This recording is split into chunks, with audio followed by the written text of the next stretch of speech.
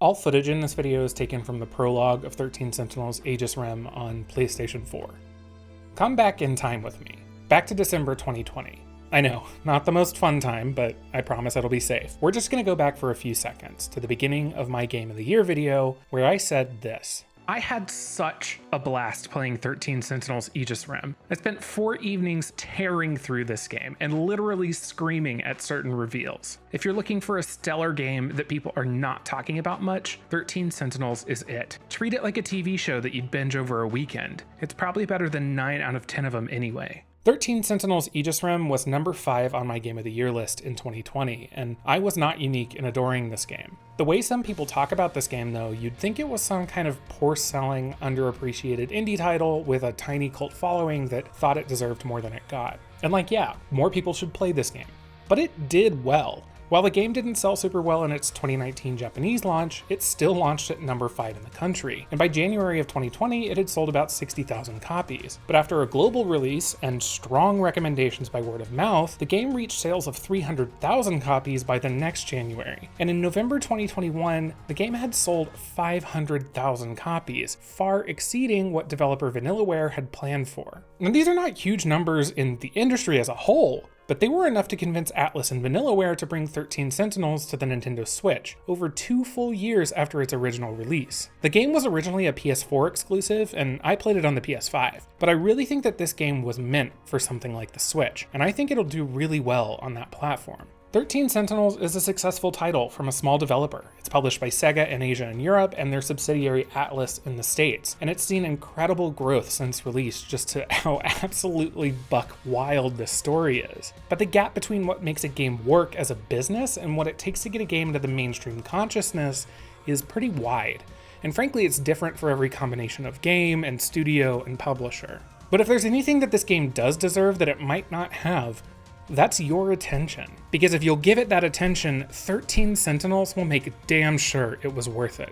And that's why I'm just so pumped for this game to come out on Switch, because so many of you are going to get to play it for the first time. I played a not insignificant part of this game from my bed, streamed on my phone via remote play, and taking it in like that, like you're binge watching a pulpy network show on your iPad on a lazy Sunday, is absolutely the move.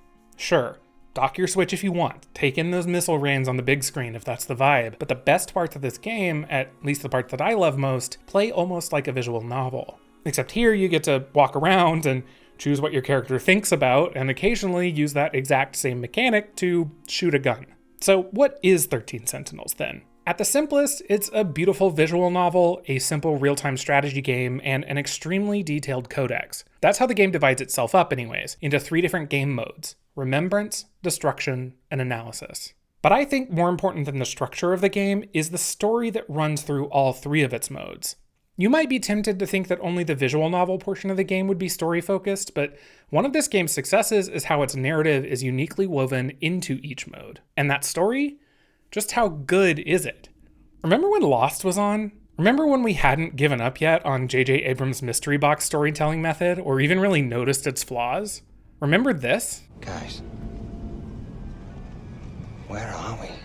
Remember when they doled out enough answers every week or two that it felt like all of this would pay off in a spectacular fashion? Well, 13 Sentinels is like that, but it actually pays off at the end. Now, one of my several toxic traits is that I'm a lost ending apologist and really an apologist for TV endings in general, but 13 Sentinels truly does deliver. It pumps out huge reveals, twists and turns that are actually meaningful to its characters rather than being empty fan service, and just super fun story beats every few minutes. And it wears its many sci-fi inspirations on its sleeve. 13 Sentinels is ostensibly a game about teenagers with secret powers that let them call down giant mechs to protect their city from kaiju attacks. But there's also an alien invasion plotline, and a time travel element, and even an 80s high school drama. The game is referential, but its characters love the source material so fervently that that reference quickly becomes reverence. It's unapologetic about its love for genre fiction, and aims to be the epitome of those kinds of stories in a way only a video game could be. And look, if you're not up for an earnest take on science fiction tropes, maybe this one isn't for you, but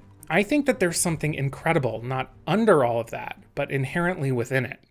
Now, all is not well within 13 Sentinels Aegis Rim. I do have my gripes. The first one of these is the one you'll probably hear about the most, and that's that Destruction, the real-time strategy part of the game, really could be a lot better. I do know some people that love this part of the game. I had fun with it, but I also just kind of threw it on easy mode and played it mostly for the story. That's the path that I recommend for most people playing this game. I don't think you come to 13 Sentinels looking for action mechanic greatness. The other two may be deal breakers for some, and that's 100% valid. You see, there's this character in this game, and just saying her name would be a bit of a spoiler, but she's a primary character in the grand narrative of 13 Sentinels. And like, this is what she looks like. And in other scenes, she's in this skin-tight pleather suit posing like those over-sexualized Black Widow memes that are actually just old Avengers ads. She's an interesting character in a lot of ways, but the way that she's sexualized is truly bizarre, and it's unavoidable. She is so important to this game. You cannot play this game without her being there, just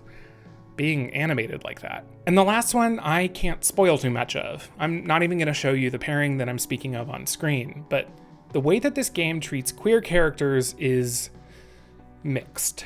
On the one hand, there is a very cute, very successful romance between two presumably queer people in this game, something I didn't expect in this kind of game from a Japanese studio. On the other hand, the way that this news is delivered, and the way the game explains the gender of one of those characters, and the fact that the gender of at least one of these characters was changed in localization to better appeal to a Western audience, all call any presumed goodwill into question. And I'm not here to forgive any of that simply because this is a Japanese studio. The queer representation in this game comes tinged with the same thing that some superhero movies do, a built-in apology for existing. And for a game that so proudly shows off that it knows what place it serves in the lineage of science fiction, pulling its queer punches is a disappointment. I don't think any of these three things are reasons to not play this game. I understand if they're enough for you to know about, but I still think that there's so much here to love. 13 Sentinels Aegis Rim comes out on Nintendo Switch on April 12th.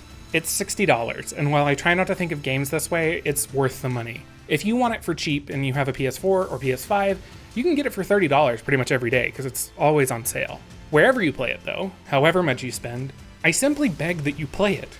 This is a game for people that know and love all of the ways that science fiction has challenged our perception of the world. It's for those of you who watch old episodes of Stargate Atlantis when nothing else sounds good. It's for the ones who spent their time at recess as a kid talking about how cool that scene in Matrix Reloaded was where Neo fights all those copies of Agent Smith. It's for the ones who have opinions on the best way to do time travel narratives, and the right answer is Lost's whatever happened happened for what it's worth. This is a game for those of us who nearly 15 years into the MCU still get excited about whatever Disney Plus trailer came out this morning. Am I just describing myself here? Maybe, but I don't think I'm alone. I think that you're gonna love 13 Sentinels too. It's a love letter to the stories we love. By not shying away from their most fantastical elements, 13 Sentinels Aegis Rim finds itself among the best of them. If you're still here, please like the video on YouTube, and I will see you all next time.